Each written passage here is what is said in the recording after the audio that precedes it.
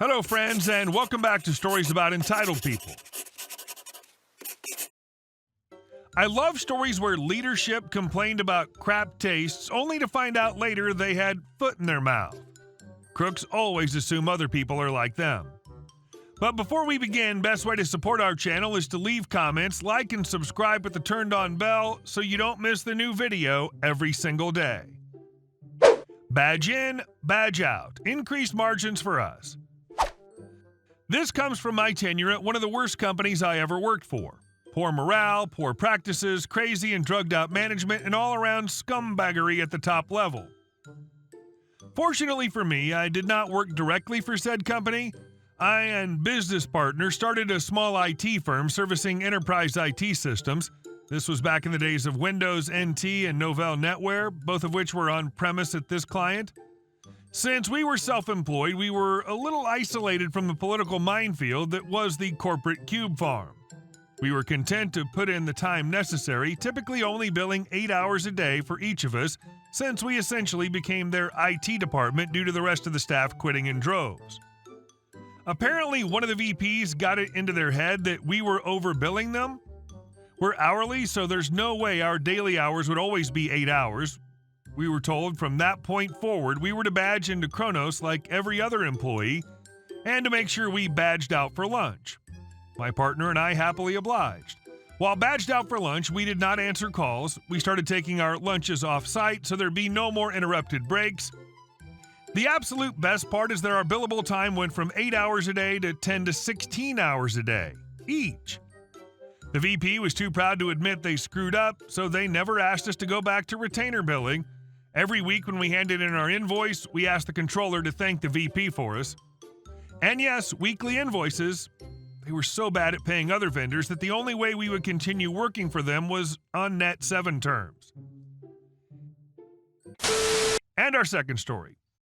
Not enough Big Mac sauce? I got you, bro. I was working at McDonald's about 10 years ago.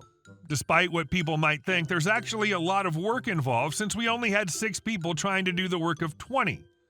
Likewise, getting yelled at all day in a 100-plus degree kitchen, 37 Celsius plus, is also less pleasant than other jobs I've worked. Oh, what's that? Drive-thru needs 20 McDoubles and you only have 19? Gee, I wonder if front counter took one of your McDoubles. If you insist, I'll make extra McDouble for you. Oh, hey, what do you know? We have an extra McDouble now. Just the smell of grease now makes me want to chain smoke 10 cigarettes, even though I quit 5 years ago. Does that mean I think everyone deserves $15 an hour? Irrelevant. No matter how much someone makes, treat them with dignity, not like they're some animal just because they're making sandwiches for you. We're all human beings, and we're all deserving of love. You can't pay me enough to take that away, and you can't pay me too little to deem me unworthy of that. I say all that just to say I worked as hard as I could every single day, but sometimes things just rubbed me the wrong way so much that I completely acted like a fool over it. This was one of those times. I realized in the moment I could probably get fired right now. I realized looking back I'm really lucky I didn't get fired for that. Here's what happened. A guy comes in and asks for a McDouble with mac sauce, so I make a normal McDouble and I put a shot of mac sauce on it. We now have a McDouble with mac sauce. Crazy concept, I know. The manager comes back a minute later making a big scene. Manager, this guy wanted mac sauce. Give me a McDouble with mac sauce on it ASAP. I'm pretty sure the whole lobby could hear it, maybe even people in the parking lot. Me, I put mac sauce on it. Manager, then put extra mac sauce on it. Okay, so it's extra mac sauce you want. Oh, I've got extra mac sauce for you, friend. Here's one extra shot, and here's another one just for your trouble. But wait, that's only one extra Big Mac's worth. Did you possibly want an extra Big Mac's worth? Here's another 2 shots for you. 12 shots of Big Mac sauce later, I thought, I hope this is sufficient for him. What we actually had at this point was a pile of mac sauce with a side of McDouble. If anyone was paying attention, they could see the mac sauce oozing into the paper. Me, 1 McDouble, extra mac sauce. It gets sent out. A few minutes later, the manager comes back looking very disappointed. The customer's looking at me like I just got done robbing his house. The manager says, okay guys, this is completely disgusting. Can we please get a McDouble with just a little bit extra mac sauce? What was that? Please? Why, yes, you may have a McDouble with a little extra mac sauce. The new McDouble got sent out, the man enjoyed his meal, and we all lived happily ever after. And our last story. My HOA is incompetent. My father stalks them until they resign. So I live in a relatively new suburban neighborhood with a homeowners association that's been slowly getting more annoying. My father, a paranoid, vengeful Republican retired civil engineer, is the main disperser of the revenge. Here's a list of their earlier offenses. About 5 years ago, they sent us a notice to move our garbage bins out of the street, and if they were left outside of the backyard after garbage day for too long again, they would fine us. Our garbage bins were not in the street. We were also very good about putting our garbage bins away promptly after they sent us a warning after we left them out during a week-long vacation. They somehow mixed up our house with our neighbors. My dad spray painted our lot number on the bins so this wouldn't happen again. The rest of the neighborhood slowly followed suit. From what I hear, the security guard the HOA hired is also paid to look for infractions on each lot, but apparently is not paid enough to get the lot numbers right. So this happened several times. The light on our address number hasn't worked since the house was built. We bought immediately after it was finished because the construction job was rather shoddy. 6 years later, somebody from the HOA finally noticed and told us we had to pay to fix it, even though it was due to an electrical fault on the part of the builders. They also demanded a picture to prove we fixed it. My father opened the box where the light was, put a glow stick in, and took a picture at night and sent it in. The address light seemingly fixed. They bought it. They tried to force all members of the neighborhood into this poorly designed social network for our neighborhood. Nobody liked it, and the network was barely used even by the HOA. Not announcing HOA meetings except a day or two before the meeting by posting the times on a dilapidated board at the park at the center of the neighborhood. The paper often falls off and blows away, so the meetings were not often attended by anybody until recently because of the big offense that follows. Here's the big one that set my dad off. There is apparently a clause in the HOA guidelines that every so often we must have the house repainted.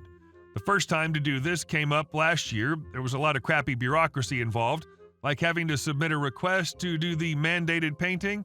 And then the whole neighborhood was mandated to use these expensive, not particularly good paints that couldn't be bought anywhere nearby except from a posh, overpriced supplier some 100 miles away.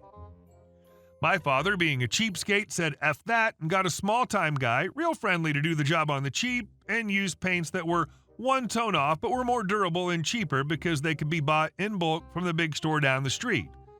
He does a great job in just 2 hot summer days doing all the work with him and, I believe, 2 others, all on the cheap. A few months later, when everyone else was repainting their houses, we get a notice that our house is not painted according to code and submit a new request to repaint our house or face penalties.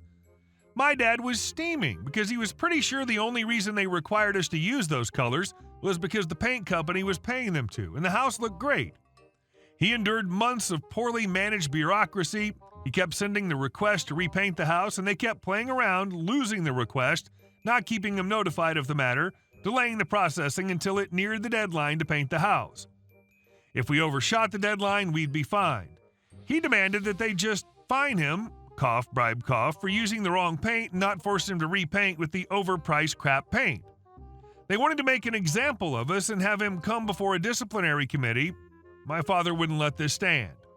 While they kept playing bureaucratic games, my father started his revenge games. He got somebody in the HOA to tell him where the offices of the management was and went there to demand to speak with them and complain and ask for information on the proceedings.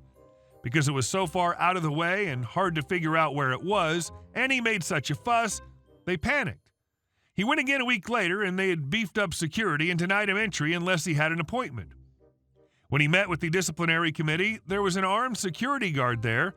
My father pulled out all his know-how as a civil engineer and told them that the paint they were using was subpar, overpriced, and it was clear they had no experience in the field and needed a consultant. They politely declined his services and tried to get him to pin all the blame on the painter, which he refused to do as he authorized the painter to cheap out on the paint. As punishment, they forced us to repaint in a different, much uglier color that's completely out of place for the neighborhood and was apparently designed for a completely different location. We give in, but my father won't let this go without them knowing never to F with him again. He starts calling and emailing them regularly to demand to know when the next HOA meeting is and berate them for not properly notifying the neighborhood by email or even regular mail or newsletters. Pretty sure this is a violation of their regulations, but they might be just barely fulfilling them with the half-butted posting the day before meetings mentioned earlier. He then starts attending every meeting and recording them. I join him and pretend to be unrelated to make it appear that more people were upset with them. Turns out they'd been pissing off people all over the neighborhood, including refusing to let a family dispose of a diseased tree ruining their lot. I don't recall all the details, but I think the tree wasn't actually on their property, but rather an empty lot or a condemned lot next door, but it was damaging their garden and property.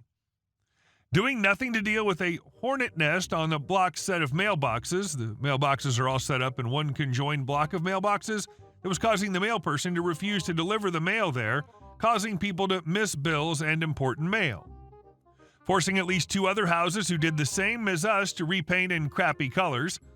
My dad met with these people and gathered their contact info. We'd planned to organize with other angry neighbors to stage a coup once elections came around.